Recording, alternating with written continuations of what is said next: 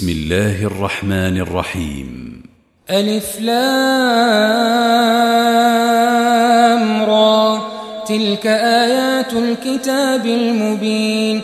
إنا أنزلناه قرآنا عربيا لعلكم تعقلون. نحن نقص عليك أحسن القصص بما أوحينا إليك هذا القرآن وإن كنت من قبله لمن الغافلين. إذ قال يوسف لأبيه يا أبت إني رأيت 11 كوكبا والشمس والقمر رأيتهم لي ساجدين. قال يا بني لا تقصص رؤياك على إخوتك فيكيدوا لك كيدا إن الشيطان للإنسان عدو مبين.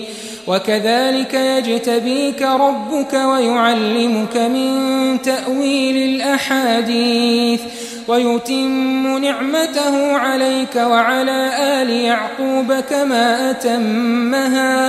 كما أتمها على أبويك من قبل إبراهيم وإسحاق إن ربك عليم حكيم.